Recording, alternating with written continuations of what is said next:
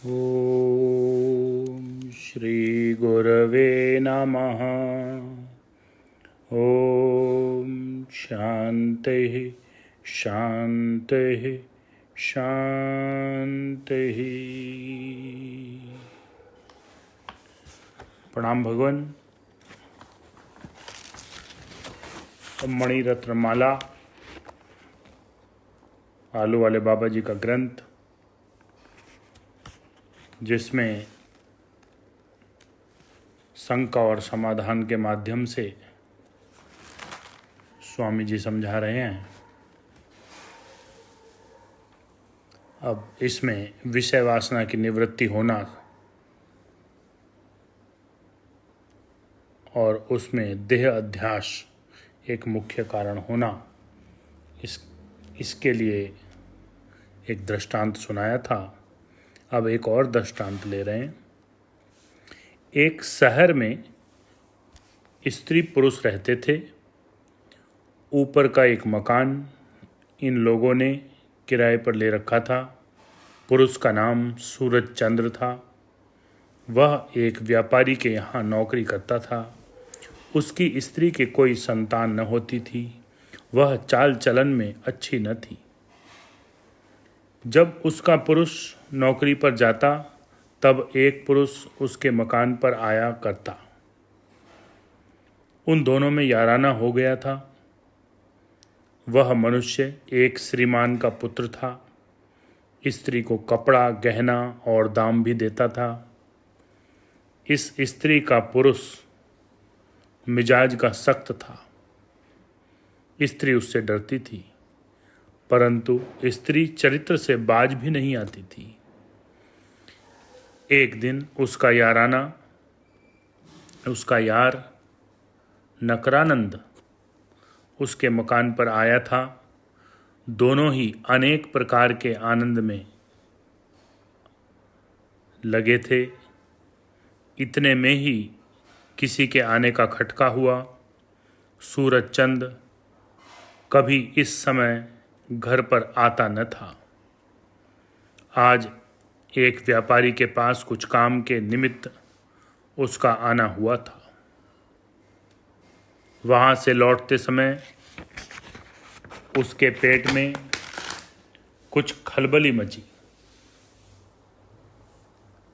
मकान पास ही था, इसलिए वह मकान पर चला आया। स्त्री ने जाली में से अपने पति को आता हुआ देख घबराकर अपने यार से कहा, अब बचने की कोई सूरत नहीं है। वे आ गए हैं, तुम ऊपर हो। वे हम दोनों के प्राण के लिए बिना छोड़ने वाले नहीं हैं। पीछे कोई रास्ता नहीं है। कूदकर भाग जाओ। यहाँ भी ऐसा भी नहीं है। हाय, ईश्वर ने यह क्या किया? किवाड़ी भीतर से कड़ी लगी हुई थी, इसलिए सूरजचंद ने उसे खूब ठोका। स्त्री ने उत्तर दिया, खोलती हूँ। मेरे हाथ जूठे हैं, हाथ धोकर किवाड़ खोलती हूँ। स्त्री और नकरानंद को कोई बचने का उपाय न सूझा। वहाँ ऊपर ही एक पखाना था। स्त्री ने कहा, इसी पखाने में घुस जाओ तो मेरे और तुम्हारे प्राण बच जाएंगे।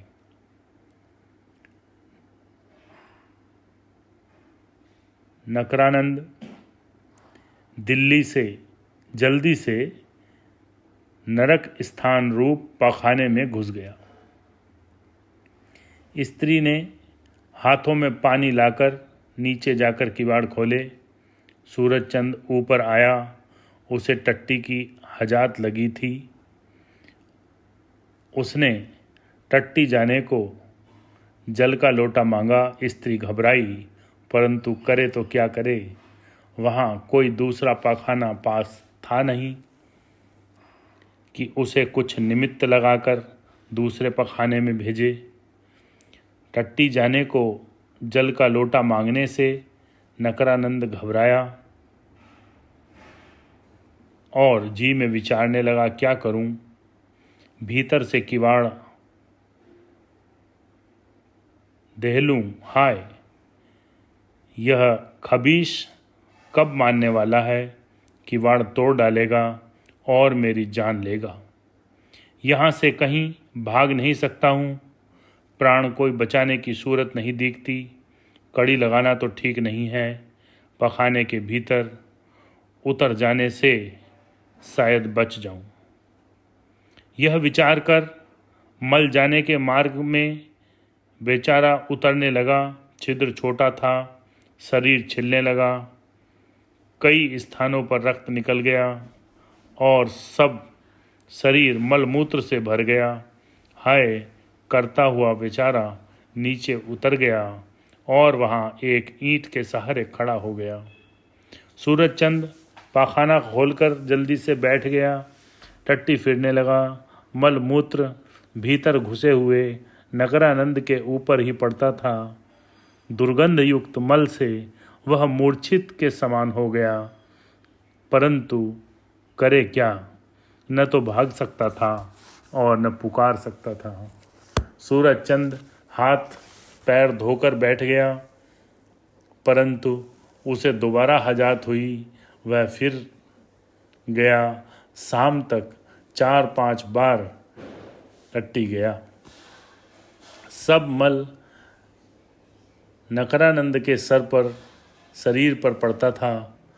अंत में कमज़ोर होने से सूरजचंद को नींद आ गई। उसे सोता हुआ देखकर स्त्री पखाने में गई और उसने एक रस्सी डालकर नकरानंद को ऊपर खींचा। नकरानंद कुछ पानी से मल धोकर अंधेरे में ईश्वर का उपकार मानते हुए भागा। वह मरा नहीं। विशेष नरक भोगने के लिए स्त्री ने उसे बाहर निकाल दिया। स्त्री संग आसक्ति का यही प्रत्यक्ष नरक उसने देखा। ओम शांति शांति शांति।